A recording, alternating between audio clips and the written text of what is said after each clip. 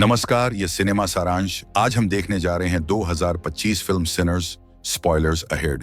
देखें और एंजॉय।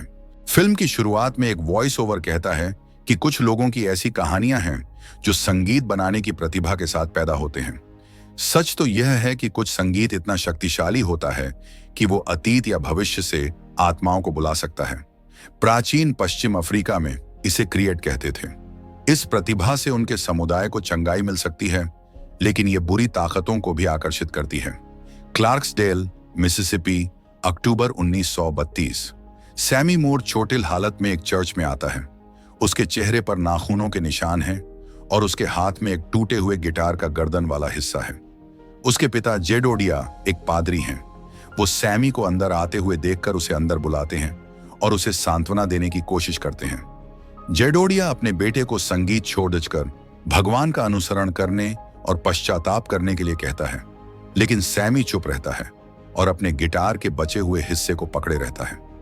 जब उसके पिता ये सब कह रहे होते हैं तो सैमी को एक सपना आता है जिसमें कोई उसे बुरी तरह से चोट पहुंचा रहा है।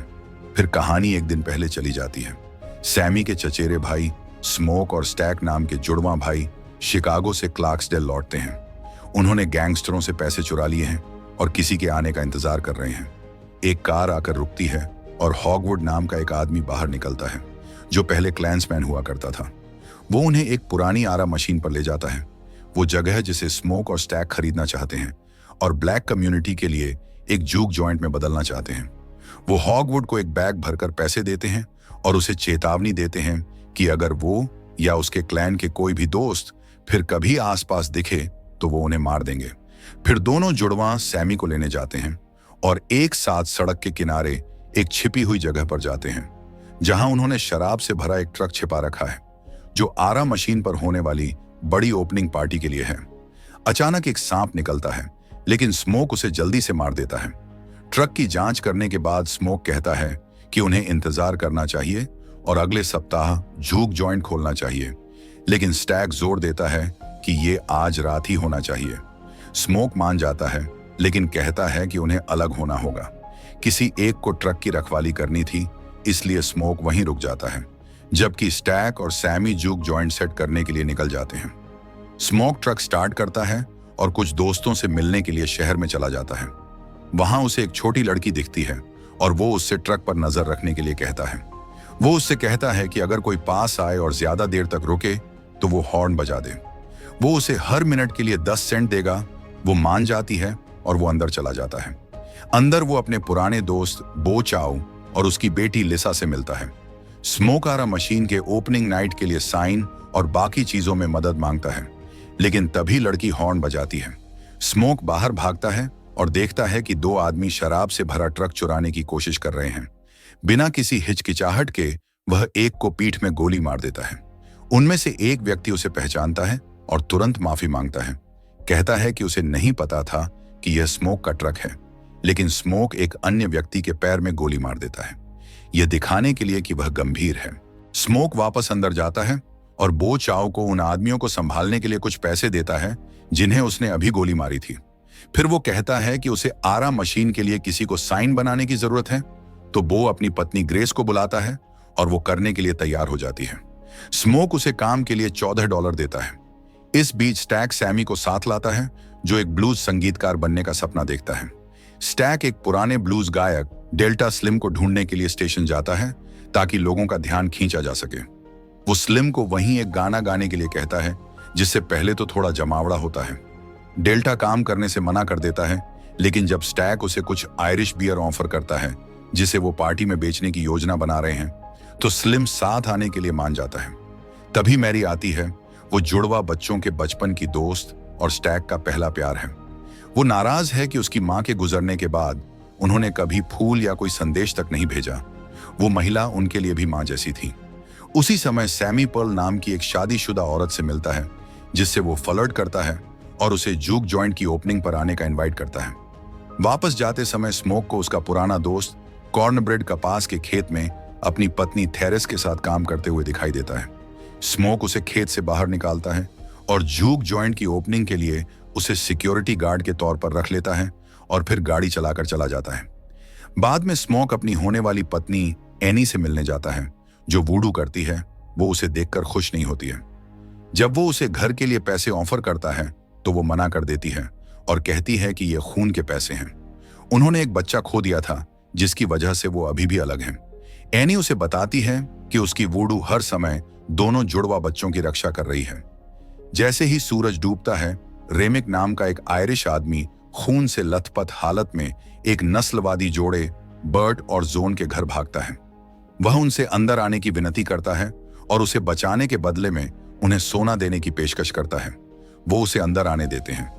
कुछ समय बाद चौकटो लोगों का एक समूह आता है और जोन को चेतावनी देता है कि रेमिक खतरनाक है, लेकिन वो उन पर विश्वास नहीं करती है और उन्हें भगा देती है। उनके जाने के बाद जोन घर में प्रवेश करती है और ये देखकर चौंक जाती है कि रेमिक एक वैम्पायर है जो बर्ट को भी काटता है और उसे भी वैम्पायर में बदल देता है। इससे पहले कि वो प्रतिक्रिया कर पाती, वो उसे भी बदल देते हैं। उधर दोनों भाई जूक जॉइंट खोलते हैं और बहुत भीड़ आती है, लेकिन जगह को चालू करने में उन्हें बहुत पैसा खर्च होता है। स्टैक और एनी स्मोक से बात करते हैं और कुछ लोगों को नकद के बजाय स्क्रिप्ट के साथ एंट्री फीस देने का सुझाव देते हैं। मैरी को भी बिना पैसे दिए अंदर आने दिया जाता है क्योंकि वो ब्लैक मदर की बेटी है। स्टैक सैमी को स्टेज पर अपने संगीत बजाने के लिए लाता है। उसका संगीत गहरा और भावपूर्ण है और पूरी भीड़ मंत्र मुग्ध होकर शांत हो जाती है। आवाज इतनी शक्तिशाली है कि वो आत्माओं को बुलाना शुरू कर देती है। अचानक अलग अलग समय और जगहों के काले संगीतकार जूक जॉइंट के अंदर आकर उत्सव में शामिल हो जाते हैं। इमारत ऊर्जा से जलती हुई प्रतीत होती है, लेकिन कोई भी नाचना नहीं छोड़ता है। इस शक्तिशाली दृश्य पर रेमिक, बर्ट और जोन की नजर पड़ती है। वो वैम्पायर जूक जॉइंट में यात्रा करने वाले संगीतकारों के रूप में आते हैं, ये कहते हुए कि वे आवाज से आकर्षित होकर आए हैं। वे अंदर जाने के लिए थोड़ा संगीत बजाते हैं, लेकिन स्मोक को कुछ गड़बड़ लगती है और वो उन्हें अंदर आने से मना कर देता है, तब भी जब वे पैसे देने की पेशकश करते हैं। जैसे ही वे जाने वाले होते हैं, मैरी उनसे बात करने के लिए आगे आती है। वो जानती है कि भाइयों को पैसे की जरूरत है। वो उसे सोने के सिक्के देते हैं, लेकिन तभी रेमिक की आंखें लाल हो जाती हैं और वो लार टपकाने लगता है। उसे एहसास होता है कि कुछ गड़बड़ है। वो अपनी बंदूक निकालती है और जाने के लिए मुड़ती है, लेकिन रेमिक अचानक उस पर झपटता है और उसे भी वैम्पायर बना देता है। उसी समय कॉर्नब्रेड लघु शंका करने के लिए बाहर जाता है और स्लिम को सुरक्षा प्रभारी छोड़ देता है। बर्ट और जोन कॉर्नब्रेड का मजाक उड़ाकर उसे विचलित करते हैं और उसे दूर ले जाते हैं। इस बीच जूक जॉइंट के अंदर सैमी पर्ल के साथ चुपके से एक निजी कमरे में चला जाता है। वह अपने मुंह से उसे आनंद देने की कोशिश करता है, लेकिन उसे पता नहीं है कि स्मोक और ग्रेस सुन रहे हैं। मैरी को वापस जूक जॉइंट में आने दिया जाता है। दोनों एक कमरे में जाते हैं और रोमांस करने लगते हैं। इस बीच फर्श पर परेशानी बढ़ जाती है। एक ग्राहक पासा पलटते हुए पकड़े जाने के बाद दूसरे के चेहरे पर उस्तरा मारता है।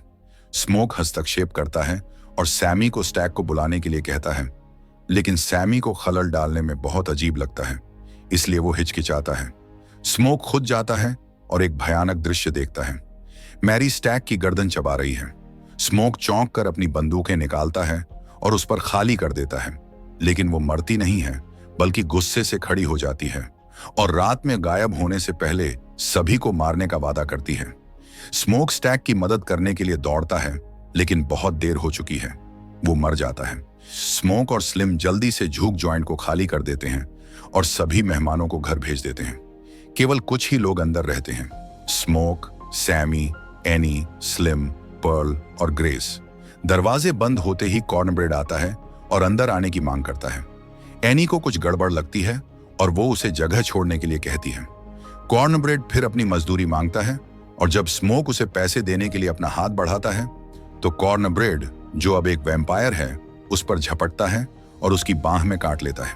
स्मोक तेजी से प्रतिक्रिया करता है और उसके चेहरे पर गोली मार देता है, जिससे वो भाग जाता है। एनी अब उन्हें बताती है कि वे वैम्पायरों से निपट रहे हैं। स्थिति तब और खराब हो जाती है जब स्टैक, जिसकी पहले मौत हो गई थी, अचानक एक वैम्पायर के रूप में फिर से जाग जाता है। पहले तो वो ठीक होने का दिखावा करता है और स्मोक से कोठरी का दरवाजा खोलने के लिए कहता है। स्मोक दरवाजा खोलने के लिए चाबी ढूंढने जाता है, लेकिन स्टैक कोठरी से बाहर निकल जाता है। लेकिन एनी उसके चेहरे पर अचार वाले लहसुन का रस छिड़कती है, जिससे वो इमारत से भाग जाता है। इस बीच बाहर के वैम्पायर गाना और नाचना शुरू कर देते हैं, जिससे बाकी मेहमान जिनमें वो भी शामिल है, खून के प्यासे राक्षसों में बदल जाते हैं। वैम्पायरों की एक बढ़ती हुई भीड़ जूक जॉइंट के बाहर इकट्ठा हो जाती है, जिसका नेतृत्व रेमिक, मैरी, स्टैक, बर्ड और जोन कर रहे हैं। रेमिक आगे आता है और सच्चाई बताता है। दोनों भाइयों को होगवुड ने धोखा दिया था, जो केकेके का ग्रैंड ड्रैगन है। होगवुड ने बर्ड और अन्य कुल सदस्यों को जुड़वा बच्चों और जूक जॉइंट में सभी को मारने के लिए भेजने की योजना बनाई थी। स्टैक कहानी की पुष्टि करता है और कहता है कि उसने बदलने के बाद खुद यादें देखी, लेकिन रेमिक कहता है कि वो कबीले की नस्लवादी मान्यताओं को साझा नहीं करता है। वो वास्तव में सैमी को चाहता है। उसका मानना है कि सैमी के संगीत में रेमिक के लंबे समय से खोए हुए लोगों की आत्माओं को बुलाने की शक्ति है। रेमिक तब समूह को एक सौदा प्रदान करता है। वैम्पायर बने, हमेशा के लिए जिएं और नस्लवाद और मौत के दर्द से बचें। लेकिन जब वो मना कर देते हैं तो वो ग्रेस और बो की बेटी लिसा को मारने की धमकी देता है। बचने का कोई रास्ता नहीं देखकर बचे हुए लोग दांव इकट्ठा करके, बंदूकें लोड करके और लहसुन लटकाकर लड़ाई की तैयारी करते हैं। ग्रेस साहसपूर्वक वैम्पायरों को अंदर आने के लिए चिल्लाती है। वो अपने वैम्पायर बने पति बो पर स्टेक से हमला करती है, जिससे दोनों एक जलते हुए बलिदान में आग की लपटों में घिर जाते हैं। स्लिम एक समूह वैम्पायरों को दूर लुभाने के लिए अपनी बांह काट लेता है, उन्हें एक जाल में खींच लेता है। इस बीच पर्ल सैमी के ठीक सामने घातक रूप से घायल हो जाती है, जिससे वो तबाह हो जाता है। दूसरे लोग वैम्पायरों को एक एक करके मारते और उड़ाते हुए जमकर लड़ते हैं। अराजकता के दौरान एनी को काट लिया जाता है। ये जानते हुए कि क्या होने वाला है, वो स्मोक से बदलने से पहले उसे दांव पर लगाने के लिए कहती है। भारी मन से वो ऐसा ही करता है। दूर से देखते हुए स्टैक और मैरी को मानवता की एक झलक वापस महसूस होती है, क्योंकि वो एनी की मौत पर दुख और डर से प्रतिक्रिया करते हैं। स्मोक और स्टैक के बीच आखिरकार एक क्रूर लड़ाई होती है, जबकि बाहर सैमी रेमिक से भागने की कोशिश करता है। वो वैम्पायर सैमी के चेहरे पर निशान मारता है। सैमी पलटवार करता है और गिटार पकड़कर चांदी के टुकड़े को रेमिक की खोपड़ी में घुसा देता है। तभी स्मोक प्रकट होता है और रेमिक की छाती में एक दांव ठोक देता है। जैसे ही सूरज उगता है, रेमिक आग की लपटों में फट जाता है और बाकी वैम्पायर भी उसके साथ जलकर राख हो जाते हैं। ये जानकर कि कबीला आ रहा है, स्मोक सैमी से भागने और खुद को बचाने के लिए कहता है। फिर वो हथियारों से लद जाता है और घात लगाकर इंतजार करता है, क्योंकि कबीले वाले आते हैं। वो उन पर गोली चलाना शुरू कर देता है और उन्हें मार डालता है। वो उन लोगों को मारने के लिए वाहन पर हथगोला भी फेंकता है। गोलीबारी के दौरान उसे पेट में भी गोली लग जाती है, लेकिन वो रुकता नहीं है। वो बाकी सबको एक एक करके मार डालता है। अंत में केवल होगवुड ही बचता है। वो अपनी जान की भीख मांगता है और पैसे देने की पेशकश करता है, लेकिन स्मोक उसे भी मार डालता है। जैसे ही स्मोक मर रहा होता है, उसे एनी की आत्मा और अपने खोए हुए बच्चे की आत्मा दिखाई देती है। इस बीच सैमी चर्च लौटता है। उसके पिता उससे संगीत छोड़ने की विनती करते हैं, लेकिन सैमी मना कर देता है। वो गिटार हाथ में लेकर उत्तर की ओर चला जाता है। क्रेडिट के दौरान हम सैमी को 1992 में देखते हैं, जो अब एक बूढ़ा ब्लूज संगीतकार है और अभी भी बजा रहा है। उसके शो के बाद स्टैक और मैरी वैसे ही दिखते हैं जैसे वो दशकों पहले दिखते थे। वे मुस्कुराते हैं और उसे गले लगाते हैं। स्टैक कहता है कि स्मोक ने उस रात उसे नहीं मारा था, उसने उसे दूर रहने और सैमी को परछाइयों से बचाने के लिए कहा था। स्टैक जानता है कि सैमी का समय लगभग खत्म हो गया है। वो उसे वैम्पायर बनने की पेशकश करता है ताकि वो लंबे समय तक जीवित रह सके और संगीत बनाता रहे, लेकिन सैमी विनम्रता से इनकार कर देता है। वो कहता है कि उसने बहुत कुछ देखा है और जब उसका समय आएगा तो वो तैयार है। सैमी अपना गिटार उठाता है और अपने पुराने दोस्तों के लिए एक आखिरी गाना बजाता है, इससे पहले कि वे चले जाएं। वो स्वीकार करता है कि उसे अभी भी उस रात के बुरे सपने आते हैं, लेकिन ये भी कहता है कि सूरज डूबने से पहले वो दिन उसकी जिंदगी का सबसे अच्छा दिन था। स्टैक सिर हिलाता है और कहता है कि वो आखिरी बार था जब उसने अपने भाई को देखा था, आखिरी बार था जब उसने सूरज देखा था और आखिरी बार था जब उसने वास्तव में आजाद महसूस किया था। अगर आपको ये वीडियो पसंद आए तो कृपया इसे लाइक करें। इस तरह के और वीडियो देखने के लिए सब्सक्राइब करो, नोटिफिकेशन चालू करें। देखने के लिए धन्यवाद।